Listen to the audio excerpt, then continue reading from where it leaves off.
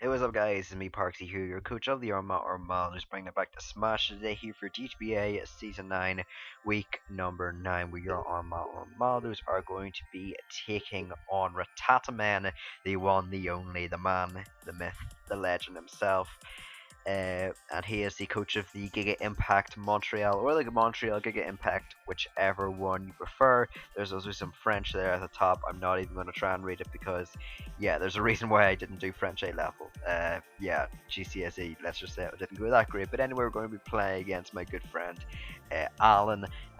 We are currently, I believe, 6-2 with a plus 19 differential, whereas he is 3-5 with a minus 4 differential. If you guys do want to go check out any of the previous video, a little card should have showed up just by now, letting you guys know how I got the record and pretty much just showcasing what I brought my previous battle, and how I either got my win or loss in that previous battle. So if you do want to go check it out, yeah, it should appear there, and if you have missed it, then you can always just go back onto my channel, look through it. It should be very easy to see due to the fact that I upload these weekly and there's no other content in between that, so it should be very easy to find. Should be very easy to find the DGBA Season 9 content. So that's pretty much it. And yeah, so we're going to be going up against Ratataman. It's got a very interesting season with some very interesting brings. I think he did manage to ultimately win this season with probably the most interesting match maybe ever in DGBA history, of course, winning the Best Game Award, where pretty much he brought some pretty spicy stuff versus JJ. I believe he also brought a Specs Magnemite that did about 80 to 90% to JJ Gaz Diggersby when they played. So yeah, that's all. That's what we have to expect from this interesting man. But of course, my team is on the left, his is on the right. I've got Crobat, Ace Alpha, Lulin Persian Heal, Eska Zygarde, Mega Scizor, Volcanion, Chestnut, Sylveon, Swampert, and Aurora. So you guys should know my team by now. But the team that's maybe more interesting and more unique is the Zygarde 10 on his team. Superior, Mega Gallade, Gengar, Multank, Yan, Mega, Rotom Heat, Volbeat, Florges, Empoleon, Tyranitar, and Magnemite. So a very interesting team. And I think it's actually being built around quite well, to be honest. I think that he definitely has a lot of Pokemon that can really do well for each other. For example, his team is very good at being able to weaken down a lot of steel types that he might face that don't have reliable recovery. Things like Superior, Gengar, Yanmega, Tyranitar, they force in steel types and force them to take the hits. It's not something like Wake that they're going to be taking. Like they all do have coverage options that can hit it pretty hard, and each of their hits can do about 30%, which to a steel type in the recovery like Bronzong or Registeel is going to be very good damage in the long haul, meaning that someone like maybe a Z move speed boost Yanmega in the end game could actually win. He's also got the Magnemite for trapping steel types, but yeah, I mean, I don't mean to disrespect anything, but yeah, it's a Magnemite. But unfortunately, my steel type's got recovery, so I definitely feel like he is going to be making sure that he's got responses to Mega Scizor, especially as spoilers, Mega Scizor has actually been doing extremely well for me in the past few weeks. I think that it would be a bit of a mistake if he didn't prepare a lot for it. So with that taken into consideration, of course, I'm going to go for the Mega Scizor win because I don't know, it's just so fun to go for Mega Scizor wins at this stage. It just has some really good recovery options that I can go for. It's well, not recovery, I mean priority options and Bullet Punch and quick attack. It also just has some extremely powerful attacks like Super Power, Bug Bite that's Technician boosted, U-Turn that allows momentum knockoff, which is always incredible. So yeah, there's a lot of options, but pretty much threats versus my team, of course, is the Mega Gallade. Mega Gallade is always a threat versus every team.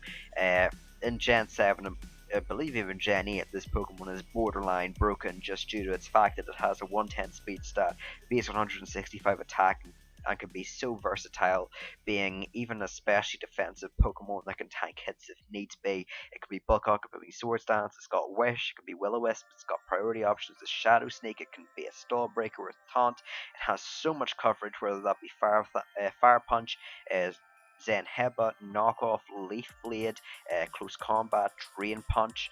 I believe it's pretty much got a ton of coverage options again. Things like Shadow Sneak, I think it gets Rock Slide as well. So yeah, it gets a ton of options and makes really scary things. Also like Gengar, that my team just don't have any responses to due to the fact that the poison and ghost typing that it has ultimately is stabs. My team just has no responses whatsoever to that. Well, it does have responses, but it doesn't have a Pokemon that can resist both ghost and poison basically. Other things that are annoying is the Specs Yanmega, just because Yanmega is just a really good wall breaker versus my team, as my flying resistances aren't really that great, being Aurorus and Heliolisk, and a lot of people have tried to exploit that in previous games to varying degrees of success, but especially due to the fact that it gets tinted lens means that even my resistances to it, like Aurorus and Heliolisk, aren't even going to be able to switch in just due to that being a neutral attack. Rotom Heat is also very annoying, and I'll get to that in a second. And then he's got some interesting mons in his team, like Volbeat, like Magnemite, the Miltank, which I think is actually quite likely to come in this game, but again, we'll get to that later. In a good wall core between Florges and Empoleon that provides him with a lot of utility. Excuse me. So yeah, let's just get on to the team, since I've spent a lot of time going through my thought process. But the first member of my team is going to be my Mega Scizor. As I said, I've had a lot of success in Mega Scizor, and I'm not going to let the fact that I know that Rattata is a very good builder. In fact, I don't think I've actually ever beat Rattata in a Draft League battle, which is kind of funny. But I'm hoping that I can just go for the Mega Scizor win and really just do a lot of damage to his team. I've got a Brick Break, Bullet Punch, 2 attacks variant with Roost and Sword Stance, which is really good versus a weakened team that he might have. As with the speed investment, I can outspeed bulky variants of Rotom, which I do think that he might bring, as well as also Min Speed Miltank, with which I do expect to be carrying Fire Punch if it does come. And I also just have Sword Stance for really good options to set up my attack. Is pretty much a +2 Bullet Punch with Stealth Rocks up on his field, is going to be able to take down a lot of his more offensive threats, like the Gengar, like the Mega Gallade, like the Zygarde. So all those speedier threats that can actually outspeed my Mega Scizor and avoid the Brick Break attack is going to be able to take it. But slower things like the Empoleon and hopefully the Miltank are going to be hopefully bopped by a super effective +2 Brick Break. That's hope at least. But I have just got max attack again, just because we're trying to do the maximum amount of damage output. Now, I have said that he's probably going to be preparing a lot for Mega Scizor. I don't think that Rotom Heat is going to be his only response, due to the fact that Rotom Heat, even though it is probably the best response to Mega Scizor, or one of the best responses, because it can take Bullet Punch extremely well, it can also take its dual stabs, as well as U-turn on both Bullet Punch. It can fire off some offensive power, which is stab, super effective, overheat, so and it outspeeds it. So in that mind, those 3 categories all make it a good response to Mega Scizor. So I have to make sure that I acknowledge the fact that he's probably going to have something else tacked on with Hidden Power Fire, Flamethrower, or Fire Punch, and so that is going to mean that I am going to bring Azelf with the Light Clay. We're bringing a Screens variant of Azelf, max HP, max speed, pretty much outspeeding the entirety of his team except Zygarde 50% or 10%, sorry, which even 50% of the time we can outspeed. But we're just bringing a Screens variant with Stealth Rock and Explosion. This hopefully can be a mid-game screen setter, allowing me to pretty much set up more freely with my Mega Scizor, as Mega Scizor can't really take fire coverage options that well, since it is bulky and I can take pretty much a non-stab fire coverage move from almost anything. But it really prevents it from being able to set up to +4, which I might have to do if I am looking at a bulkier variant of Superior, for example, with Hidden Power Fire. So taking that in consideration, I've just got the Light Screen and the Reflect, allowing me to take hits better. I've got the Stealth Rocks, since they are really good against this team, being able to chip down things like the Volbeat, the Rotom Heat by 25%, and also being able to deal 50% to the Yan Mega, which again is a very big threat for my team, as well as also being able to set up Mega Gallade most likely into range of Bullet Punch and Gengar as well. So that's all nice. And then Explosion just means that I have one final coverage option. I didn't want to bring Psychic, otherwise I'd be set up fodder for potential Dragon Dance, Tyranitar, or that Empoleon could come in very easily and defog the screens away. So instead I can Explode on the Empoleon's defog, and then just be able to deal about 20 or 30% to it, and then just get in something that is going to be able to offensively pressure it while also keeping up the screens. So that's pretty much the idea of Azelf. Just come in the mid-game, set up some screens, and then just explode. So hopefully I can execute that game plan. The next Pokemon on my team is going to be my Draconium Z Breaker variant of Zygarde. Decide to lure in the Superior and be able to weaken it down into range at the very least of a Bullet Punch from my Mega Scizor, as really I want to make sure that I get the responses that he has to Mega Scizor out of the way. I want to make sure that they're weakened so they can't be responses anymore, so that pretty much he is going to have to lean on very fragile responses to keep my Mega Scizor in check. That might have to be making sure this Mega Gallade stays 100% so that it can actually take a Bullet Punch potentially, and if of course Gallade's taking 90% from Bullet Punch, then that's obviously going to help out my team since my Psychic type is Azelf, and as we've already established from the previous game with Mega Metacham, yeah, my combination, my responses to the combination of a really strong Psychic fighting type are pretty much non-existent, and pretty much the Zygarde is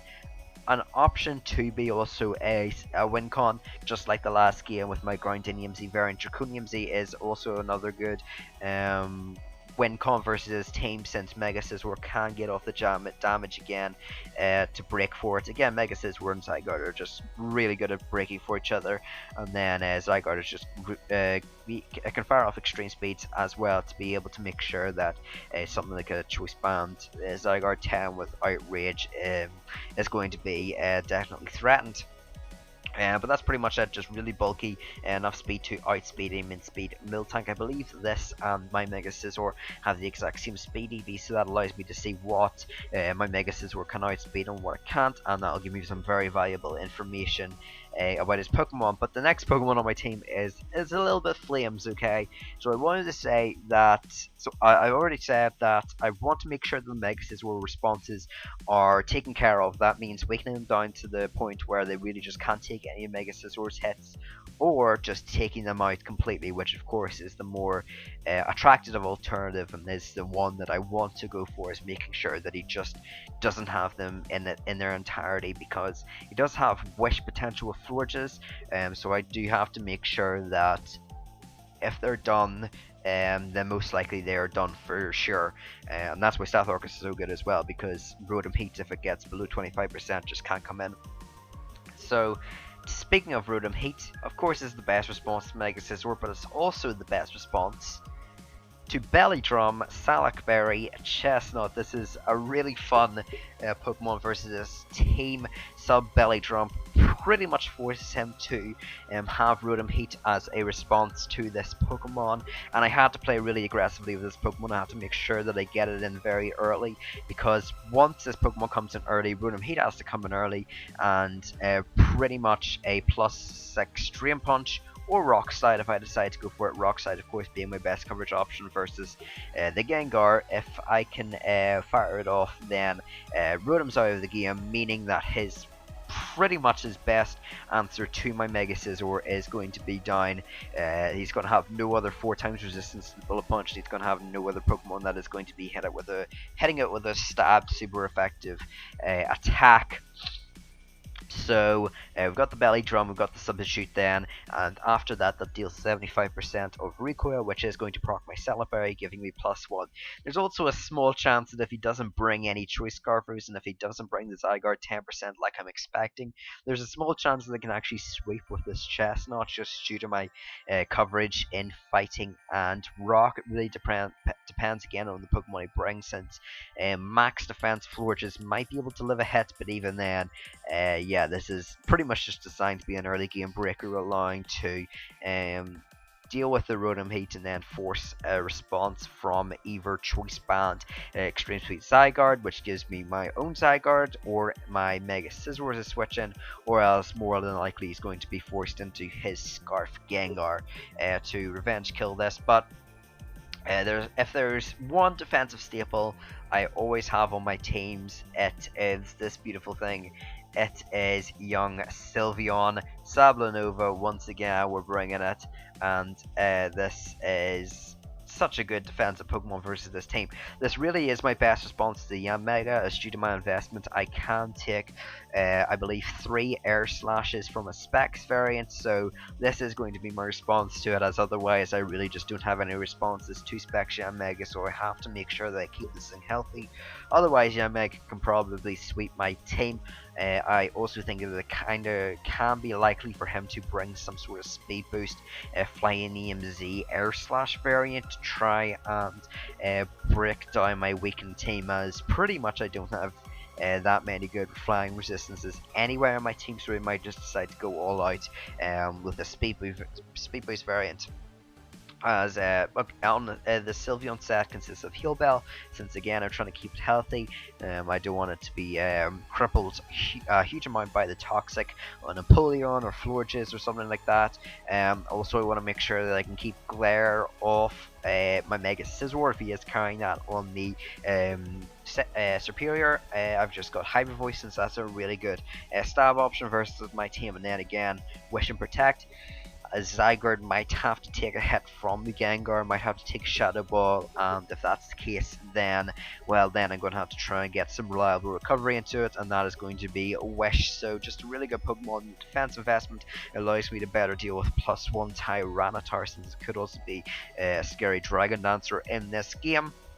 But the final member of my team is a Pokemon that I've absolutely missed bringing. It's Choice Scarf Volcanion. This Pokemon just pokes holes versus his team like no other. The combination of fire and water, I believe he doesn't have any resistances to it, with his Dragon type being part ground and with his water type being part steel and Napoleon. This Pokemon can just absolutely wreak havoc. This is going to be a really nice response to things like Superior, and also to +1 Dragon Dance Tyranitar, while also being able to provide me just with a good amount of utility on offensive pressure, potentially also forcing him to sack the Rotom Heat just to try and get a more reliable switch in. I do have the Defog, Flamethrower, Focus Blast, and Steam Eruption. Focus Blast allows me to I believe knock out the Tyranitar after Stealth Rock, something along those lines, but pretty much it just deals with it a lot better than Steam Eruption does, as well as allowing me to hit the Empoleon harder, and the thick fat, especially defensive Miltank, which I do think he has to bring for my Volcanion. I do have the Flamethrower as well, just for the Superior. And then the Steam Eruption finally again for the Tyranitar, just to hit it hard, as well as the Zygarde 10%. And yeah, this is just a really good Pokemon. I do have Defog, just because Stealth Rocks could be a little bit annoying versus my team, and I might as well just carry it as the 4th option, since the only other move I could potentially see myself bringing is Scald, but the damage output really didn't warrant it being brought, so I just decided, you know what, slap on Defog. He has some very good Stealth Rockers versus my team, and I might as well be prepared to get rid of Stealth Rocks if the situation does come down to that. But going on to what I believe he is going to bring, firstly my team is the Mega Scizor, Azelf, Zygarde, Chestnut, Sylveon, and Volcanion, like you already stated. But I believe his team to be firstly the Mega Glade, again something like an SD 3 attacks variant is super scary versus my team. It does have the option to run something like Zen Headbutt, Ice Punch, Fire Punch if it wants to, being able to deal with my 2 biggest offensive threats, Zygarde and Mega Scizor. I pretty much just have to pull Sylveon as a mid-ground switch switch into Mega Gallade, which even then I can fire off a Poison Jab and deal some really strong damage. So I really do have to play very risky around Mega Gallade, and that's kind of why I brought screens as well, so that I could actually have a better shot at dealing with the Mega Gallade. Just from a defensive standpoint. And then he's got the Rotom Heat again. I feel like Rotom Heat is pretty much a must to bring just for that Mega Scizor, since it is so threatening versus this team. I mean, Mega Scizor just completely body bags him if you eliminate Rotom Heat as a factor. So I need to make sure they keep the Rotom Heat in check, whether that be just constantly forcing it in with Stealth Rock's pressure, or being able to again destroy it with the Belly Drum Chestnut. As next is Yanmega. Again, I feel like Yanmega is just such a good wall breaker, especially paired with the Mega Gallade. The combination of those two really just shatters my team apart. I think some sort of Flying EMZ Speed Boost variant is best. However, he could also bring a Choice Specs 4 attacks variant if he wants to. The next member is Gengar. Again, Choice Scarf Gengar makes the most sense with Flamethrower, Icy Wind, Sludge Bomb, or Sludge Wave, I guess, rather, and the Shadow Ball. And that really just allows him a really good break versus my team, with those 4 attacks being able to hit pretty much the entirety of my team super effectively. Maybe 1 or 2 Pokemon are outside of that general assumption, but at the very least he's going to be firing off a really strong stab attack, so that's something that I do have to respect, since it is a threat. Next, Superior. Again, Superior is just such an annoying Pokemon versus me. I've absolutely hated it ever since I had to play it against Mike in the DGBA Season 6, that would have been, where he just glare spammed my team, and I was like, seriously, this thing's so annoying.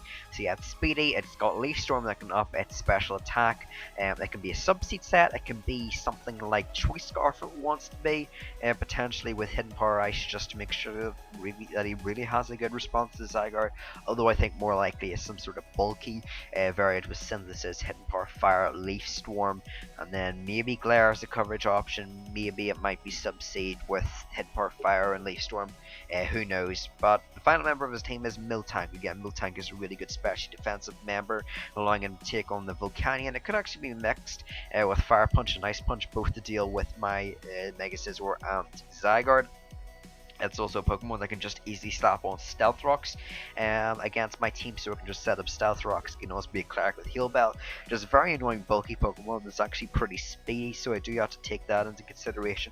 Make sure that I respect Miltank, because if I do let my offensive responses to Miltank get weakened, then it could actually wall out my team potentially. So I do have to be very keep it in mind, definitely, and not underestimate it. But with that said, it's time to get on with the battle.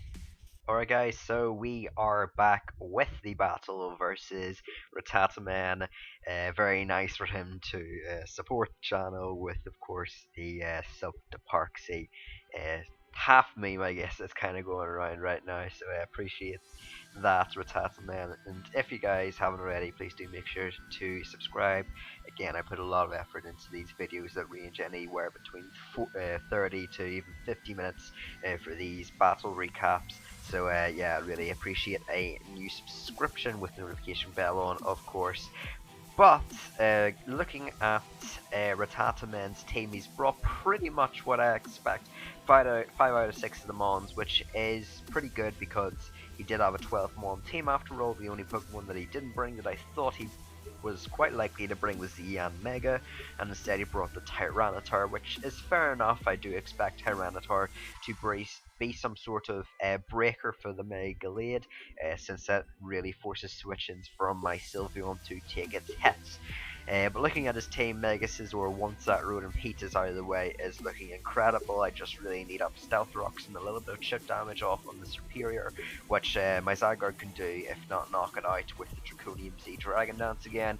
So I'm going to lead off with my Azelf, because if he leads off with his Miltank, I can instantly get up my dual screens, allowing me to basically offensively pressure him better with my Chestnut. I do need to scout out to see if that Gengar is Choice Scarf, because if it isn't a Choice Scarf Gengar, then my Chestnut can also be a win call in this game. So I'm going to lead off with the Azelf, as he does immediately lead off with the Gengar, and this screams Choice Scarf to me. I don't really feel like a Focus Sash Gengar makes too much sense in this game, and if he is Focus Sash again, he's got no Choice Scarfer, so I'm going to be playing aggressive again, as I said with my Chestnut.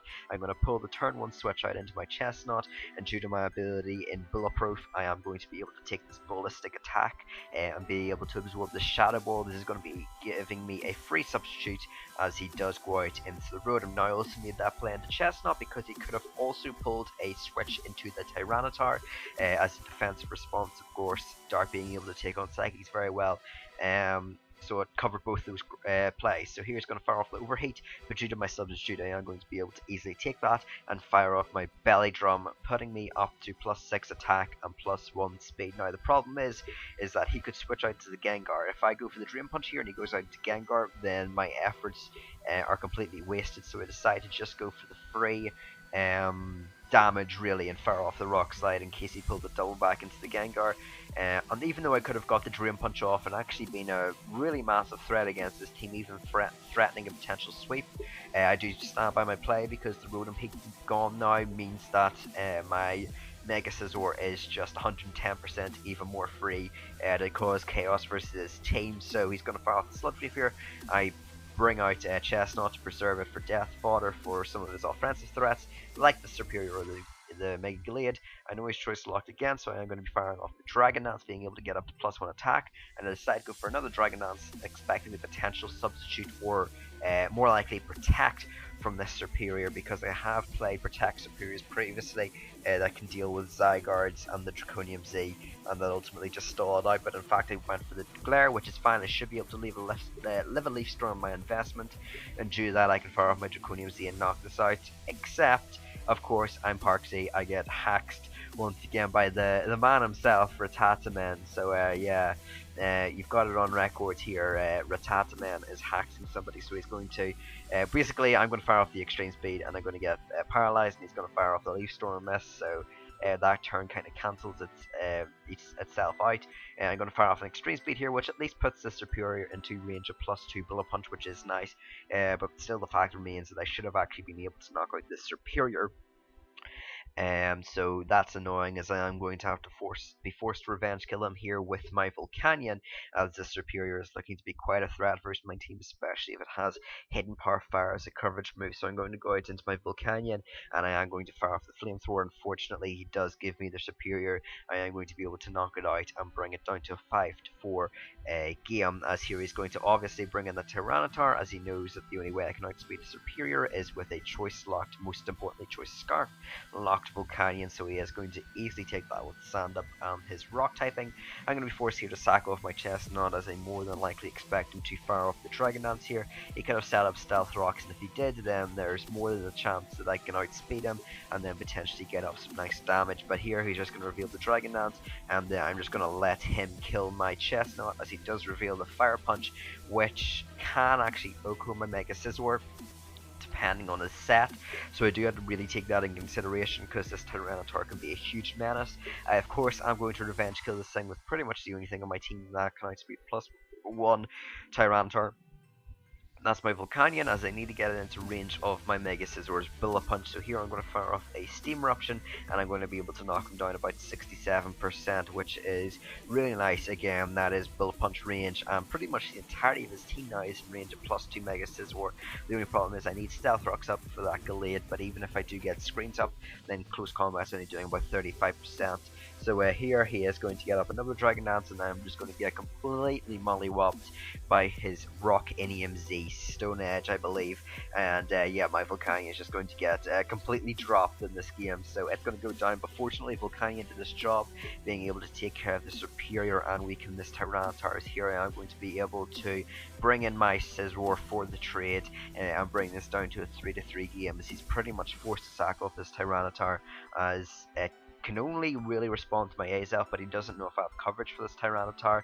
Oh no, wait, he goes out into the Miltank. My apologies. So yeah, okay, I got the turns now. So he goes out into the Miltank, excuse me, as I just fire off a Bullet Punch here. He is going to be able to take the hit quite well, revealing that he's got HP investment, So he's probably some sort of, again, special defensive mill tank with things like Spec Sylveon, offensive ASF, and even, most importantly, the Specs Volcanion potential bring. As here I'm going to go out to my ASF, expecting Fire Punch from this thing, as he does indeed go for it. So that's going to be super nice, as pretty much with a I can take any one hit that this milk tank wants to go for it, as he reveals to not be that highly invested attack. So here I'm going to set up my light screen firstly, in case he pulls the switch out into Gengar. I should be able to live the Shadow Ball and set up my Reflect, as here he's just going to reveal the Body Slam. Fortunately, he does not paralyze me, and I'm going to be able to set up my Reflect, as he actually makes an interesting play this following turn, going out into Tyranitar, potentially trying to use this himself as setup fodder, or maybe just trying to, I don't know, get up a Dragon Dance. So here, going to set up a Stealth Rock, so this Milk Tank is going to, as I said, go out into the Tyranitar the following turn.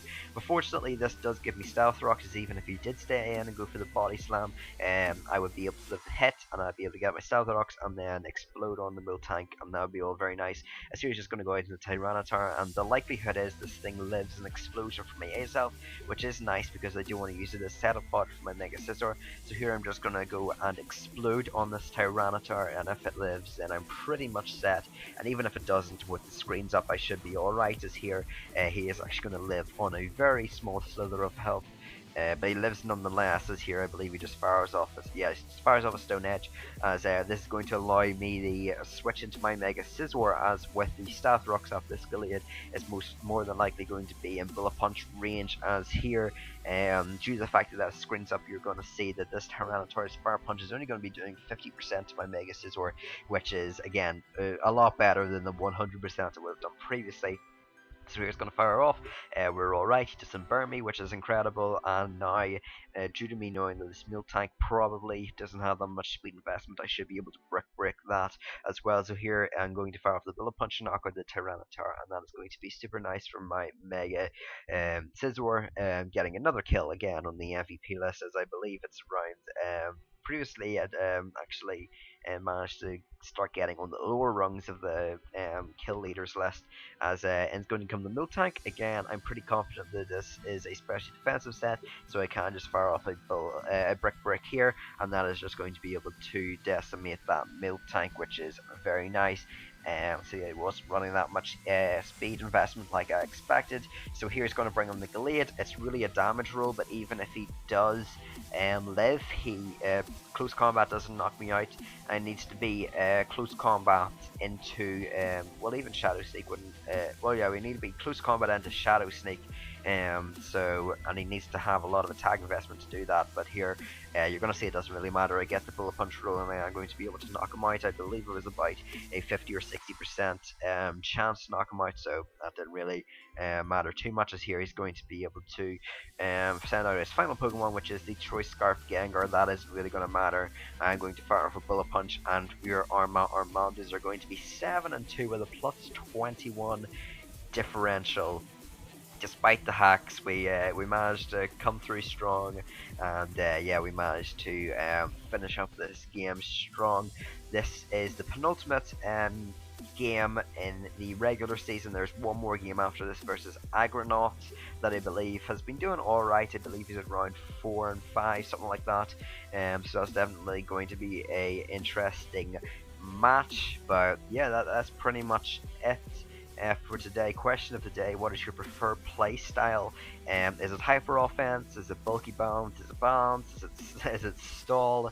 Let's hope it's not that. But yeah, that's the question of the day. And if you did enjoy it, again, make sure to go subscribe, leave a like. It really lets me know you guys are appreciative of the content, and more importantly, are enjoying it.